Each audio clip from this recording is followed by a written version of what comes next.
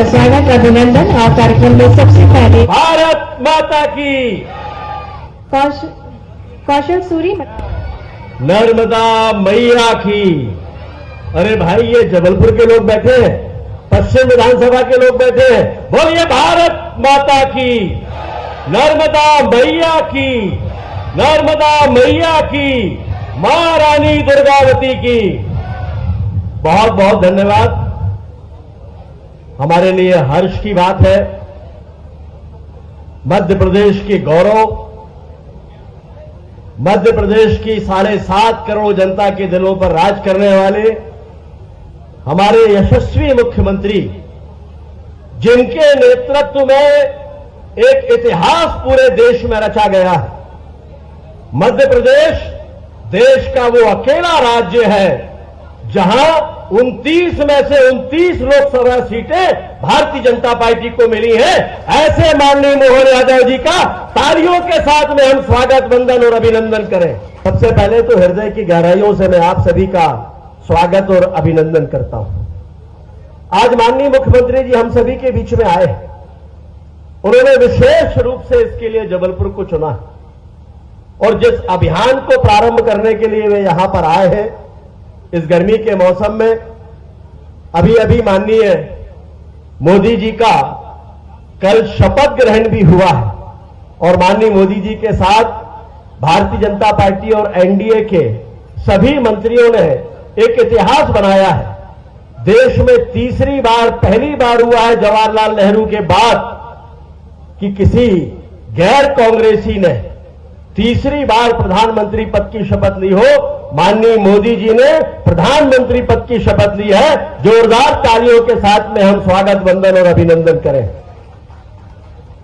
इतनी भीषण गर्मी में भी माननीय मुख्यमंत्री जी ने तय किया कि वो चैन से नहीं बैठेंगे।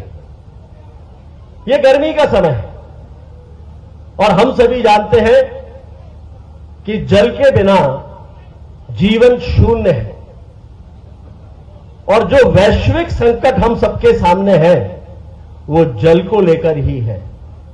और इसलिए माननीय मुख्यमंत्री जी ने जल गंगा संवर्धन अभियान प्रारंभ किया है। हमारे यहां गंगा दशहरा की कल परिकल्पना हम सभी के सामने है। गंगा दशहरा का पवित्र पर्व सामने आने वाला है। 5 जून से लेकर गंगा दशहरा तक ये अभियान चलने वाला है।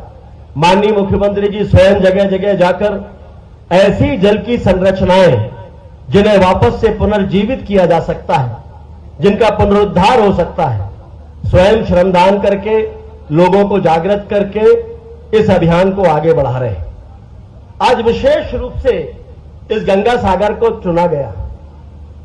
आप सभी जानते हैं कि आज से कुछ साल पहले इस गंगा सागर तालाब की स्थिति क्या हुआ करती थी। किसी जमाने में इसको जबलपुर का एयर कंडीशनर कहा जाता था, लेकिन बाद में क्या हालत थी, बदबू और अव्यवस्थाओं के कारण कोई वहां पास में जाना भी नहीं चाहता था। अतिक्रमण और गंदगी ने सबके रास्ते रोक कर रखे थे। लेकिन आप सभी को याद है, कुछ वर्षों पूर्व यह तय किया हम लोगों ने कि इसको शुद्धिकरण करके, इसका पुनरुद्धार करके, इसको वास्तविक पुराने स्वरूप में लेकर आएंगे। और लगभग उस समय 20 दिनों तक इसमें सफाई का अभियान चला और उस समय जो काम हुआ वो आज तक दिखाई देता है। और उसके बाद समय समय पर यहां और भी कार्य कराए गए और आज तो ये संग्राम सागर ये अपने आप में इतना खूबसूरत स्थान दिखाई देता, लगता ही नहीं है। जब यहां तट पर आकर खड़े हो जाओ तो ये महसूस नहीं होता कि हम शहर के भीतर हैं। और ये साबित करता है कि जन सहयोग से, आप सबके सहयोग से मैंने अगर यहां पर श्रमदान किया तो ये पवित्र स्वरूप निखर कर सामने आया है। आज जिस बावड़ी को देखकर माननीय मुख्यमंत्री जी आ रहे हैं, ऐसी 2 बावड़ियों में भी हम लोगों ने श्रमदान किया था।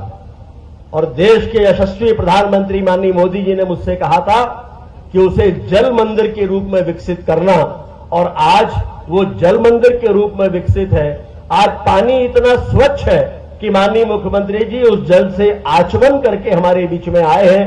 ये साबित करता है कि हम सभी यदि कमर कस लें, ठान लें, अपने अपने स्तर पर प्रयास करें, अपने आसपास की किसी एक संरचना को लेकर हम तय करें कि इसका हम पुनरुद्धार करेंगे।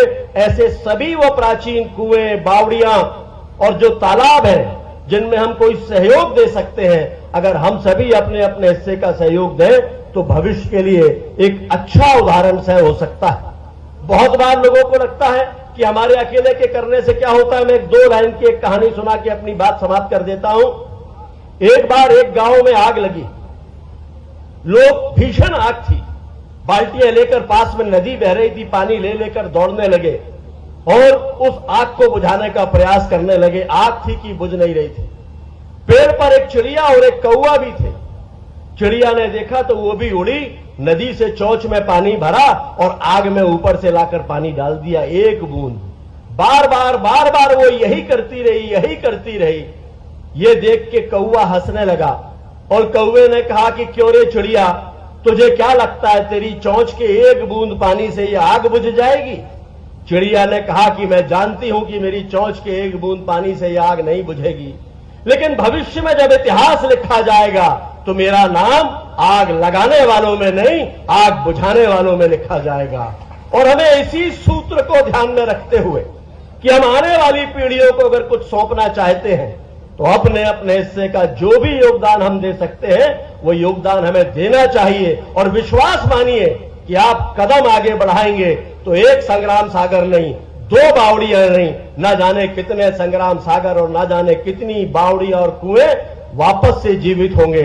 हमारे पूर्वज हमें आशीर्वाद तो देंगे ही, लेकिन आने वाली पीढ़ियां भी इस बात के लिए हमें साधुवाद देंगी कि हमारे पूर्वजों ने हमें श्रेष्ठ संरचनाएं सौंपी थी, तो कम से कम हमने उनको वापस से अपने आने वाली पीढ़ियों को उसी स्वरूप में सौंपा है। और मुझे विश्वास है कि माननीय मुख्यमंत्री जी का यह अभियान पूरे प्रदेश में रंग लाएगा और जल की दृष्टि से जो जागरण होगा वो हमें जल की दृष्टि से समृद्ध बनाएगा। मुझे विश्वास है आज यहां पर जो लोग हैं अपने मन में संकल्प लेकर यहां से उठेंगे। माननीय मुख्यमंत्री जी आज हमारे बीच में आए, उन्होंने समय दिया, इसके लिए हृदय की गहराइयों से उनका आभार, उनका धन्यवाद, बहुत बहुत धन्यवाद। भारत माता की जय। तक ले जा रहे जोरदार तालियों के साथ माननीय मुख्यमंत्री जी का हार्दिक स्वागत है, अभिनंदन है। निवेदन है आपसे कि आप हम सभी को मार्गदर्शन प्रदान करें। मंच पर विराजमान हमारे अपने पश्चिम क्षेत्र के विधायक और हमारे सरकार के यशस्वी मंत्री, आपके पूर्व सांसद श्रीमान राकेश सिंह जी, इस अवसर पर मौजूद माननीय विधायक अशोक रोहाणी जी,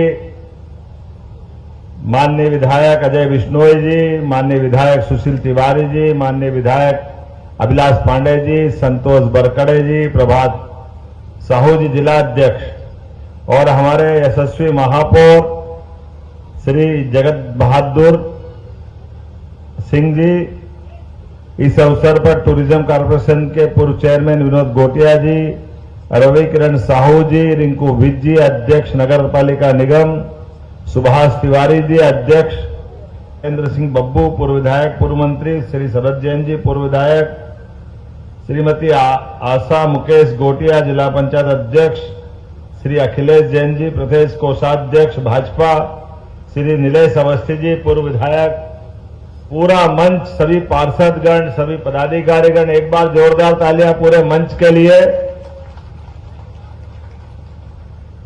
और ये जो समय चल रहा है ग्रीष्म ऋतु, और ग्रीष्म ऋतु वैसे तो हमारे लिए 3 मौसम 6 ऋतु और साल का विभक्तिकरण भी ऐसा है कि उत्तरायण और दक्षिणायन। कितनी सुंदर हिसाब किताब हमारे अपने पूर्वजों ने लगा करके दिया है। और कई जन्मों के पुण्य के बाद व्यक्ति का मनुष्य जन्म में जन्म होता है, और मनुष्य होने के नाते से तो समूची पृथ्वी उसकी वसुधा है, उसका घर है। लेकिन ऐसे में भी उसका और भाग्य हो तो वो अपने देश भारत माता की गोद में जन्म लेता है, वो सौभाग्यशाली भारतीय नागरिक। और उससे बड़ा भाग्य अगर हो तो नर्मदा के किनारे मध्य प्रदेश में जन्म लेता है, ये और सौभाग्य की बात है। यह आनंद में मां नर्मदा की, मां गंगा की, क्योंकि 2 बेसिन बड़े बड़े हैं जिनके माध्यम से हमारी सारी जल संरचनाओं का जल अपने आप, जहां से जल के देवता समुद्र वहां तक पहुंचता है। हमारे लिए एक बेसिन है जो सीधा पश्चिम की तरफ नर्मदा जी अमरकंटक से प्रारंभ होकर अपनी यात्रा जबलपुर होशंगाबाद से होती हुई सीधी गुजरात के रास्ते से समुद्र तक पहुंचती है। दूसरी रचना है, अधिकांश नदियां हमारे बीच में से अंततः गंगा जी यमुना जी से और निकल करके यमुना जी गंगा जी में जाते, गंगा सागर से सीधी बंगाल की खाड़ी तक जाती है। एक दो नदियां और भी है, जैसे सोन नदी है, ताप्ती नदी है, ये दक्षिण भारत के समुद्र तक पहुंचती है। मैं आज के इस अवसर पर खास करके हमारी अपनी एक ऐसी साम्राज्य जिसका अपना जीवन का अलग अलग पक्ष है, जिस पे बहुत काम करने की जरूरत है। रानी दुर्गावती के लिए जोरदार तालियां बजाओ, जिनके कारण से हमारे जबलपुर की ये गढ़ा नामक का स्थान, गढ़ा मंडला की रानी, इस नाते से उनकी पहचान मानी जाती थी। और क्या बहादुरी में और क्या जल संरचनाओं में, जीवन के सब क्षेत्रों में समान रूप से विचार करने वाली हमारी अपनी महारानी के नाम पर आपको सबको जानकारी है कि हमने पहली कैबिनेट भी अगर कहीं की थी तो इस जबलपुर में उनको स्मरण करके की थी। हमको उनका आदर हमको मालूम है। रानी अवंतीबाई, वो भी इतनी बहादुर नारी जो पूरी नारी जगत को गौरवान्वित कराती है। मैं आज के इस अवसर पर एक इस बड़े अभियान की बात भी करना चाहूंगा। जब बड़े अभियान में हमने पर्यावरण दिवस से लगा करके, आमतौर पर संयुक्त राष्ट्र संघ के चार्टर के हिसाब से एक दिन कोई अपना प्रत्येक दिन कोई न कोई किसी न किसी कारण से स्मरणीय दिवस बनाना है। इसलिए पर्यावरण दिवस के दिन पर्यावरण की बात करो और बाद में उसके बारे में छूट जाता मामला। हमारी सरकार ने तय किया कि ऐसा नहीं है, पर्यावरण दिवस से लेकर पूरा पखवाड़ा मनाएंगे। और हमारे यहां तो नदियों में मां गंगा, मां नर्मदा, इनके नाम पर, चूंकि नर्मदा जी के नाम पर नर्मदा जयंती बहुत धूमधाम से मनती है, लेकिन गंगा जी के लेकर के ये चंबल से लेकर काली सिंध और काली सिंध से छिपरा जी पूरा अपना गंगा दशमी का उत्सव पूरे देश में बहुत आनंद के साथ मनता है। तो गंगा जी हो, नर्मदा जी हो, इनको जोड़ करके हमारे अपने सामाजिक उत्तरदायित्व के समाज से जुड़े हुए कामों को हाथ में लेने की आवश्यकता है। और जैसा कि हमको सबको जानकारी है, जल ही जीवन है। और ऐसे में जल संरचनाओं में कुएं, बावड़ी, नदी, तालाब, पोखर, छोटे छोटे बांध, चेक डैम, स्टॉप डैम, इन सारी रचनाओं पे काम करने के लिए हमारी सरकार ने 5 जून से लगा करके सीधे 16 जून तक लगातार 15 दिन का एक बड़ा अभियान लिया है। और इस 15 दिन के बड़े अभियान में जो 4 जून का हमारा रिजल्ट आया, और हमने कहा कि हम अपने सरकार का एक दिन भी जाया नहीं होने देंगे। प्रत्येक दिन सरकार का हमारा अपना कदम जनता की बेहतरी के लिए, समाज सेवा के लिए, राजनीति में आने का मतलब केवल राजनीति में सरकार चलाना नहीं, सरकार के साथ सामाजिक सरोकार से जुड़ने की जरूरत है।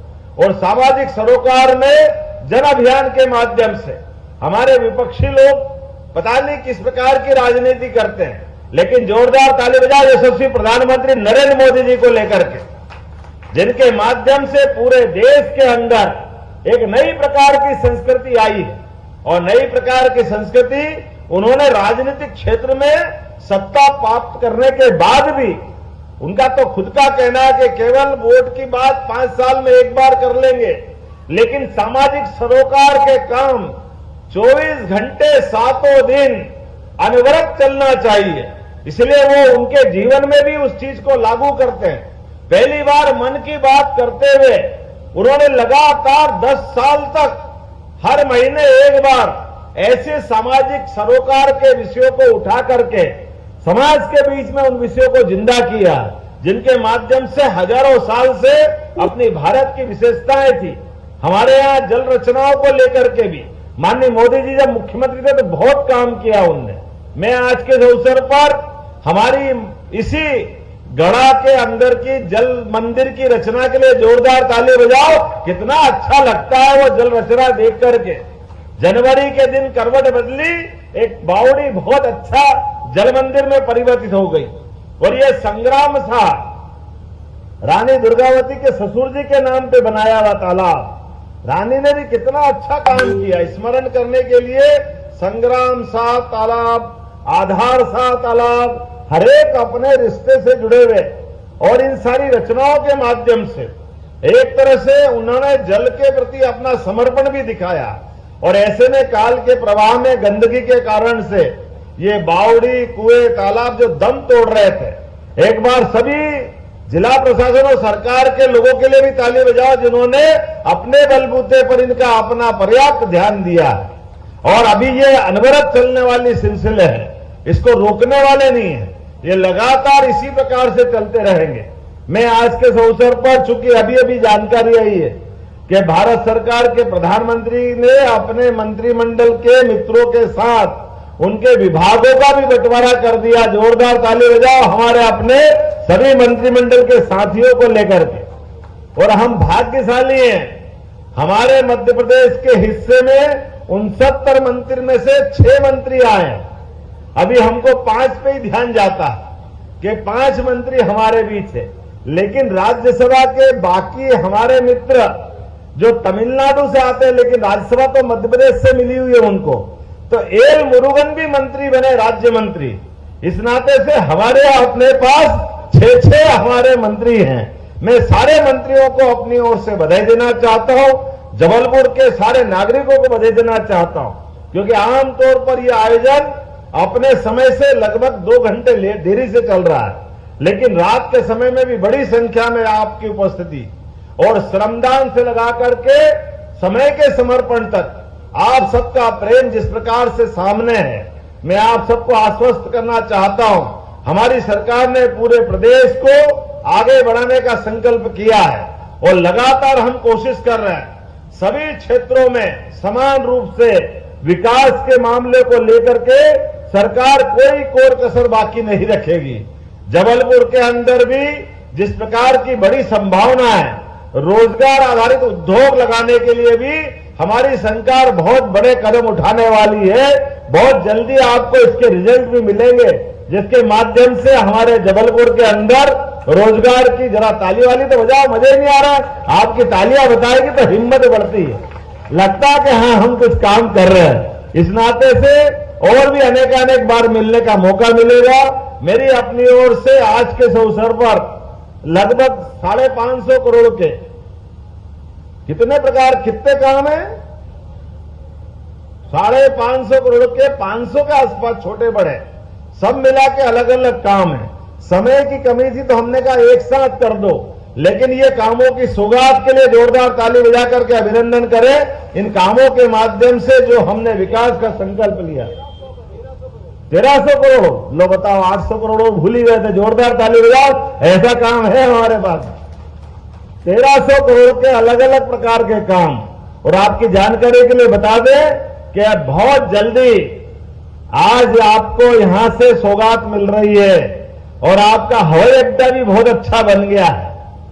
आने वाली 13 तारीख को हमारे अपने जबलपुर से फिर मध्य प्रदेश की अपनी एयर टैक्सी के माध्यम से तो जबलपुर, रीवा, सिंगरौली, भोपाल हवाई यातायात की सुविधा भी इसी महीने, इसी 13 तारीख को मिलने वाली है।